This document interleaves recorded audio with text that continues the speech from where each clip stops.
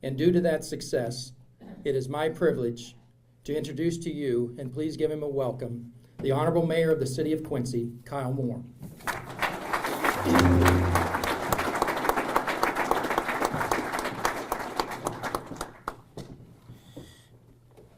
Thanks for having me today. We've got to start off by apologizing to the club. I was a little bit worried when I came here because I realized that I had forgot to RSVP for one of my guests. And then I got in my car, reached for my pocket, and I didn't have any cash on me. So I don't have any cash, but I think this will do for a meal for one of my guests. And trust me, they're as good as gold here in Quincy. We'll take them next year, too. You know, serving as mayor, I get some of the best mail, and I want to share what I received the other day. It says, "Thank you, Mayor Moore. I enjoyed your tour very much. I'm thankful that you feel tall around me. Yours truly, Melissa Stocker."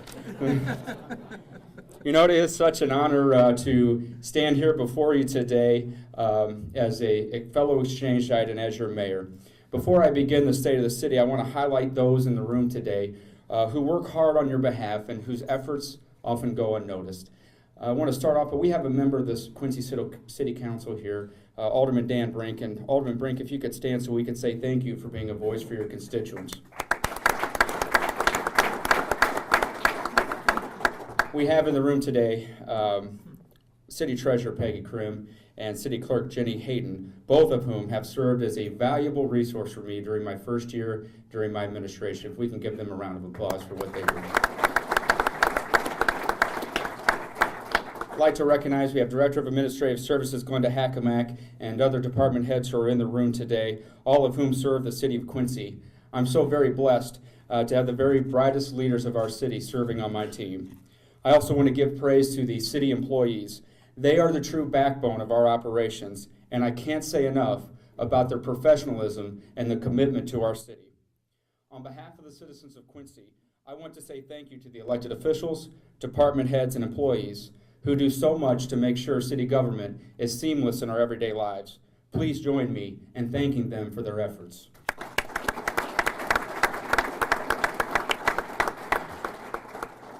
Fellow Exchange-ites and honored guests, it is the biggest honor of my life to stand before you today as the mayor of City of Quincy, a city who, since our founding, has faced challenging times, met our troubles head-on, and has always come out stronger.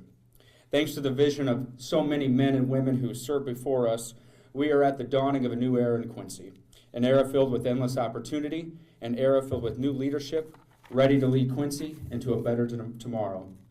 You know, it's no secret that Quincy's greatest natural resource has always been the mind and potential of our youth. We are blessed in Quincy to have so many passionate leaders at every level of education working on one common goal: to make Quincy the education capital of Illinois. Leaders like Superintendent Steve Cobb and members of the Quincy School Board like President Stephanie Irwin, who are building a brighter future for Quincy Public Schools with their plans to transform and modernize our school buildings. Children need a learning environment that excites their minds, and I fully support the school board's efforts to explore modernizing our building. One of the first things potential residents look at when they go to a city is the learning environment and the school system that their children will grow up in. Cities in our region like Hannibal, Missouri, and Springfield, Illinois, have all made significant investments in their districts. And in order for Quincy to remain an economic driver for our region, we must not fall behind. Leaders like QD Principal Mark McDowell, who took the helm last year of the premier parochial high school in our region. Quincy Notre Dame can not only boast that they have a 100% graduation rate, but they can also tell you about their 2013 graduating class, which has a 95% enrollment in college. Leaders like Dr. John Letts, who has grown John Wood Community College into an education destination for those wanting field-specific training and for those who want to go on to a higher institution of learning. This year, they announced their Associates in Engineering Science program, which will give 19 local students the start they need to begin a career in engineering. And did you know that John Wood leads the state in terms of manufacturing credentials earned by students? The Illinois Manufacturing Association recently informed the school that John Wood is in the top 2 community college and training institutions statewide in assessments and the number of credentials issued in 2013 by the Manufacturing Skills Standard Council. Leaders like QU President Dr. Bob Gervasi, who has overseen the historic opening of the Connie Neiman Center for Music, the recent announcement of a $2 million gift to renovate the North Campus Science Lab, and also new construction of an academic success center located at the lower level of the Brenner Library. This construction is possible due to a $436,000 anonymous gift. The new facility will be open and operational by the fall semester of 2014. A recent study cites that in 2018, 60% of our jobs nationwide will require at least some form of post-secondary education. Yet in Quincy, 49% of our workforce has a high school diploma or less. Ladies and gentlemen, we can disagree about a lot of things, but we must be unified in an effort to make sure Quincy's workforce of today is ready for the jobs of tomorrow. This month, we took the first steps towards ensuring our residents have more of a college education when I was joined with 6 other institutions of learning for a citywide FAFSA challenge.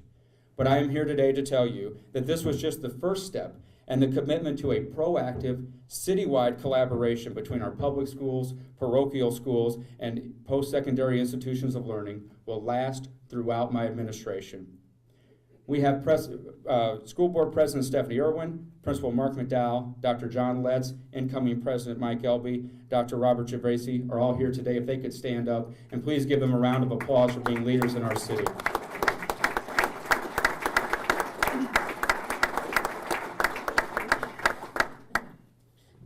You know, 9 months ago, I was sworn in as mayor, and during that period of time, Quincy has shown itself to be robust and strong. The city of Quincy has always had a vigorous and diverse economy that has been the envy of many cities. It is a priority of my administration to make economic development a key part of our long-term growth strategy. One of the first acts that I did as mayor was to strengthen the city's partnership with Grediv by joining their board of directors. It was that partnership, along with Adams County, that conducted the first annual survey of the business environment in our area. And I'm happy to announce that over 200 employers filled out that survey, and we now have a benchmark that will now help us promote our strengths and to solve our weaknesses. We have members of Grediv here today, and with Adams County, if you could stand up and say thank you for being a partner in our economic development efforts in Quincy. Thank you so much.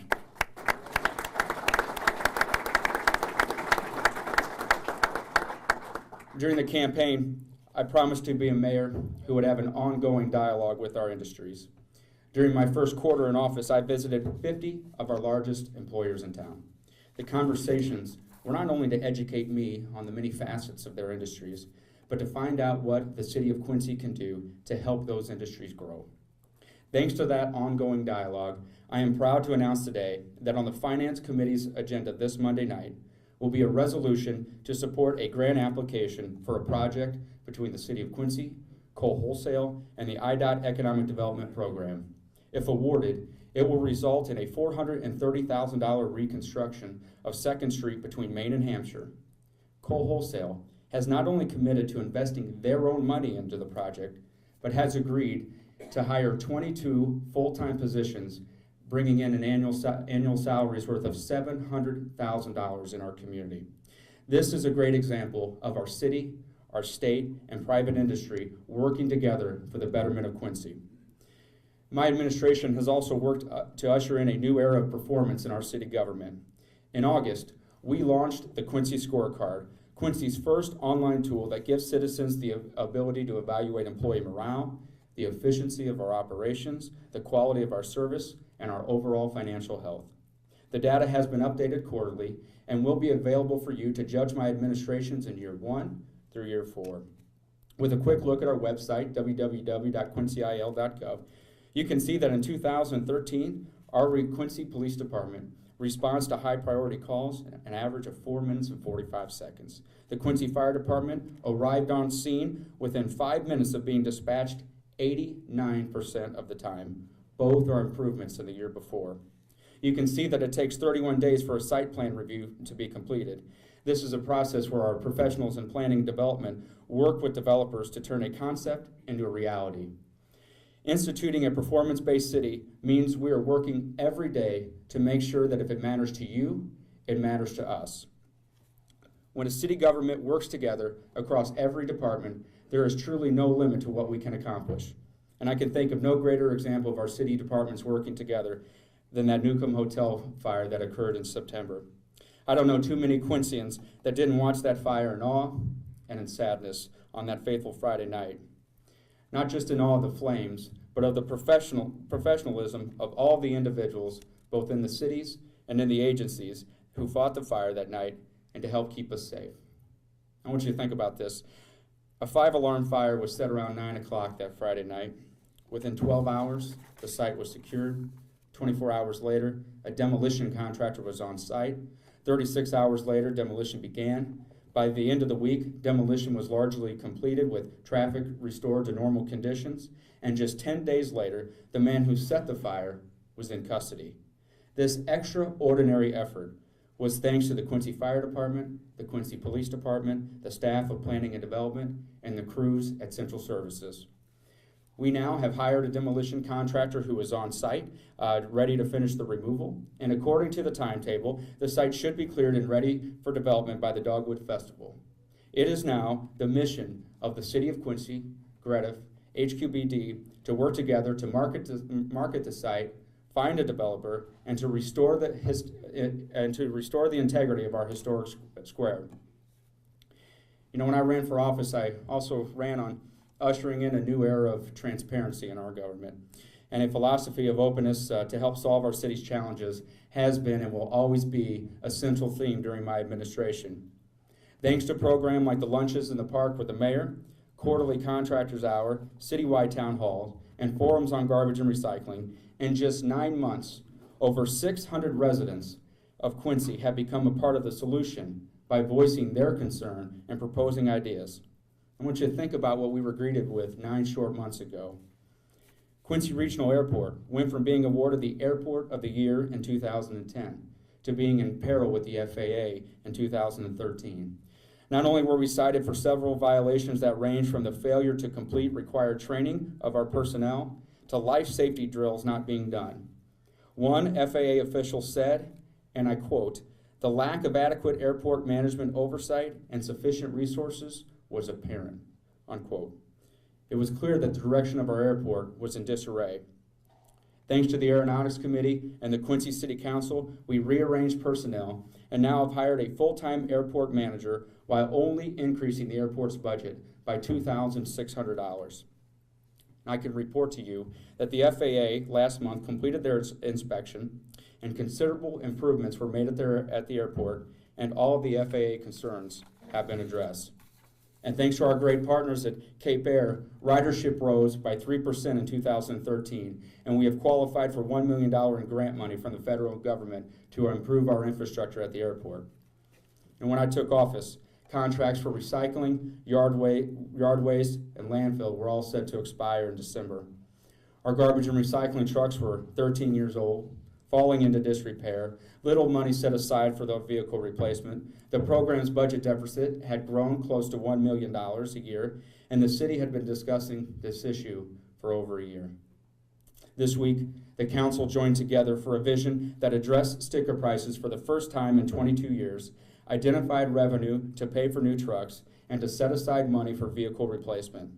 With the new revenue generated, we will be able to purchase new trucks. Our trucks will have upgraded technology, which will not only give customers the option to use a tote, but will work to reduce our workers' compensation liability. Thanks to the work done between the council and the administration, we now have a vision that will lead our garbage and recycling program out of the 20th century and into the 21st century. And when I was sworn into office, I did so with a budget that was adopted by a previous administration. The budget that was adopted had a general fund budget that planned on spending $1.7 million more money than the revenues that we were projected to bring in. If my administration chose to follow that budget, we would have been left with only $2,000 in fund balances and less than 2 payrolls in cash reserve.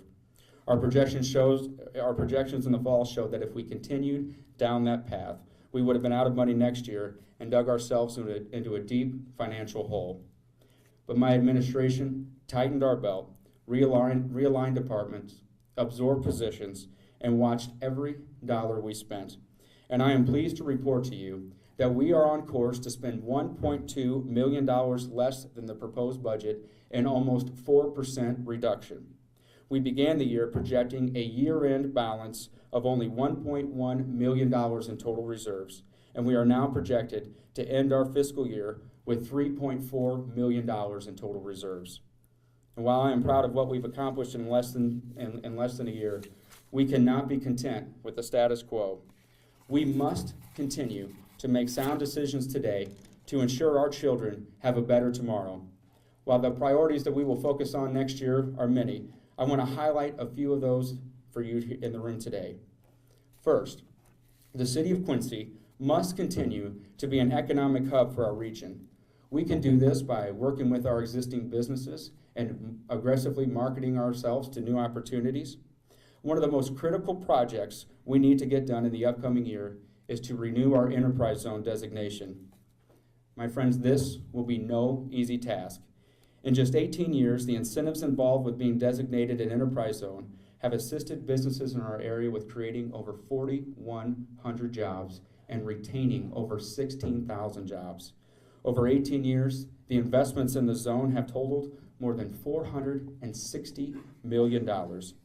But due to a new state law, we will not just be able to reapply for our zone and receive an extension because there was one awarded to us previously. We will have to compete with countless communities to receive one of 60 designations awarded in 2015. And if we fail, there will be only 27 designations awarded thereafter.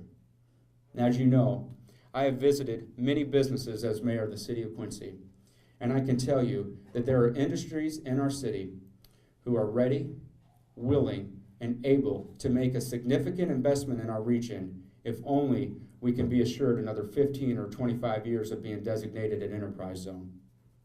Second, we must work to pass a budget that spends no more than what it takes in.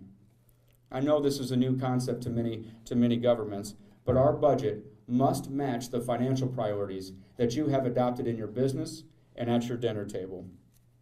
Simply put, a fiscal policy rooted in overspending revenues and depleting reserves creates uncertainty for the future and is one economic downturn away from a crisis. This is not sustainable. To give you an example, since the year 2000, there has only been one proposed budget that had revenues over expenses. And in 1 year alone, in the last 15 years, we lost $1,300,000 in 1 year alone. And so if we continue to adopt those policies every year, eventually our reserves are going to run out. So this year, we need to work to adopt a balanced budget and to work to adopt financial policies that will guide us toward a sound fiscal strategy, both today and in the future. Next year, my administration will also work towards adopting a long-term plan to tackle our public safety pension crisis in the City of Quincy. This year, our public safety pension payments increased over $340,000 for a total of $4.2 million. To give you an example of the trend, since 2000, our required payment to the Fire Pension Fund has increased by 254%, and payment to the Police Pension Fund rose by 226%. Next year, if we are committed to keeping our tax rate flat, in order to make our full pension payment, a conservative projection shows that we will have to find over $230,000 in cuts to our budget. Another actuarial projection shows we would need to find about $600,000 in cuts to our budget. This is a trend that does not look to get any better unless Governor Pat Quinn and the state legislators get serious about adopting reform. Until then, we will have to face the economic realities of the day that our current financial structure can no longer meet these pension demands. During this next year, we must also adopt a 5-year comprehensive infrastructure plan.